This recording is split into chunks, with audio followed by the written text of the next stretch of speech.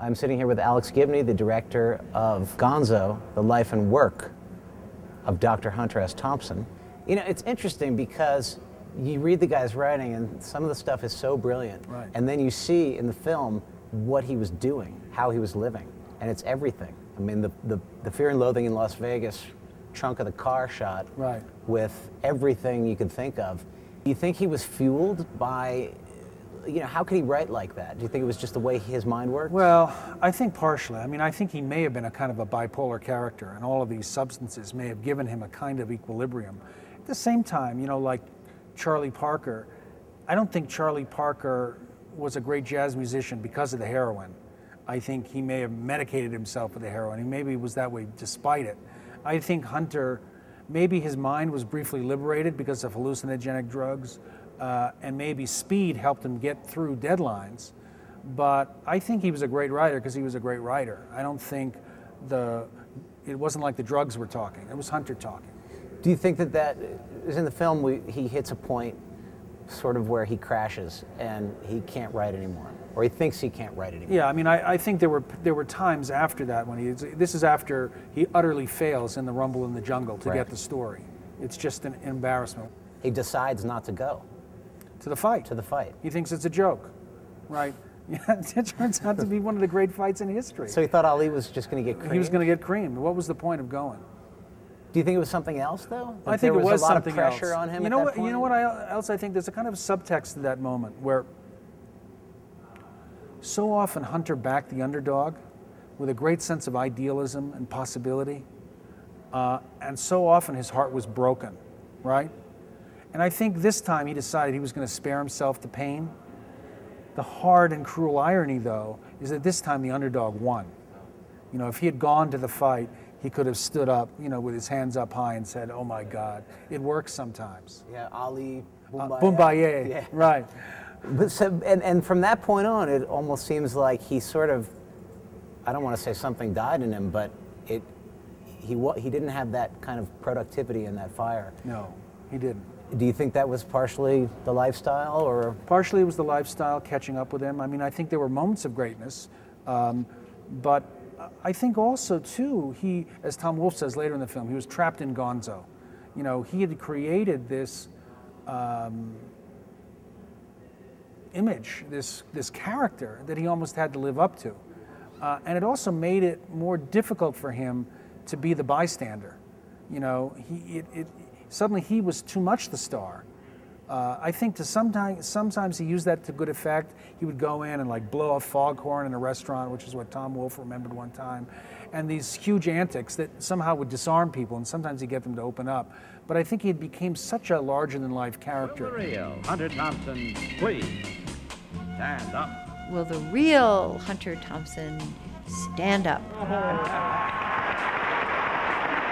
That was before I understood what all that was going to mean.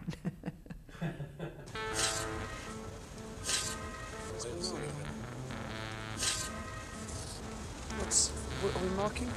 6 o'clock. Oh, no, God. Help us, Jesus. I know it's in my interest, maybe the interest of the greater good, for me to smoke a joint and calm down. He was not afraid to rock the boat and to challenge the establishment and to express himself in unique and radical, sometimes shocking ways. He described me as a half-crazed Davy Crockett running around the parapets of Nixon's Alamo. We were all amused by him. He was an interesting guy to be around. He asked you unexpected questions. Most people are surprised that I walk on two legs. I think people think I'm very much maybe a violent version of that comic strip.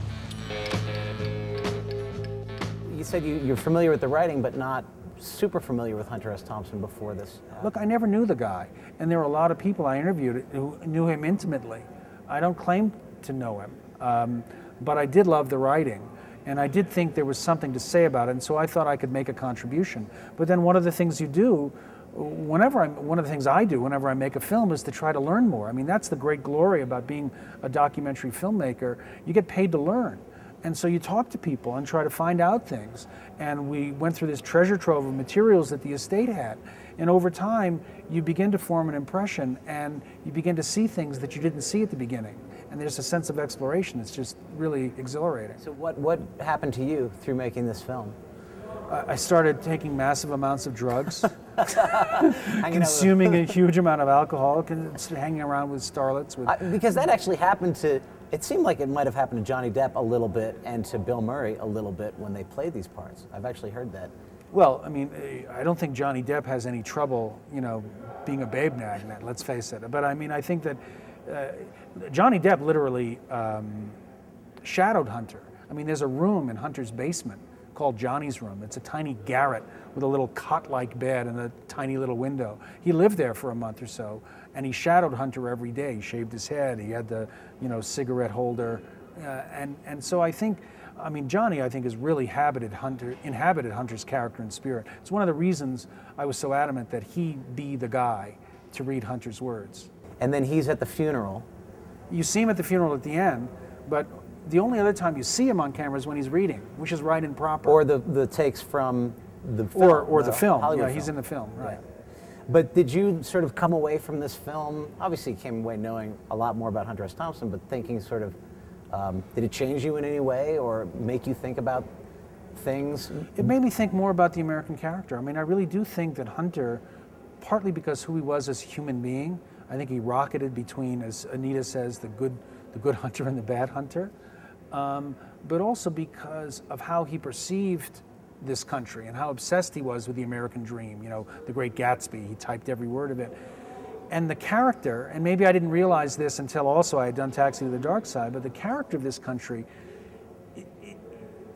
we're such a wild and bizarre mix of extremes between this sense of grand possibility and idealism and fear and loathing.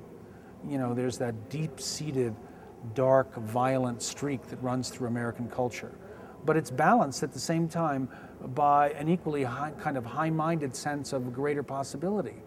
So that's what makes us such a dynamic place, I think. You know, we're a frontier society. We've always lived by the gun. That's another thing that Hunter embraced, is Absolutely. the gun. You know, I don't think you see that sense of extremes in Switzerland, Right. you know? They reined it in a little bit. Right, yeah, this definitely reined in. The end of the film, not to give it away, but the end of the film really is unexpected in that, for me, it made me think so much about now. Yeah. I never would have sort of thought, oh my gosh, we're right back where we were then. I think it's not only at the end of the film, it's in the middle. I mean, you know, Nixon and Bush, there's this certain resonance, and I think there's also this hope that America will embrace the higher ideals. But the fact is that there is part of our own characters and part of our national character that often goes over to the side of fear and loathing. All right, well, Alex, thank you so much for talking to us. Yeah, movies that make you sick. It's a great film. We loved it. It was really, it's. I think it's funny too. I mean, I had some fun. The Ibogaine stuff I had completely forgotten about. That was really a blast. My God, that was hilarious. Yeah. That's the thing, you know. You get such a fondness for the guy by watching the film. Totally. And I think everybody did. I mean, you could tell, all people had to do was think about him and they started to smile. Well, that's a great thing. And just the mind and the sense, the spirit of play that he had. Right, he had a spirit of play. Yeah. And that's a good way of putting it. Hunter knew how to play. And in times like these, it's important to remember how to play. Alex Gibney, go see the movie Gonzo, The Life and Work of Dr. Hunter S. Thompson.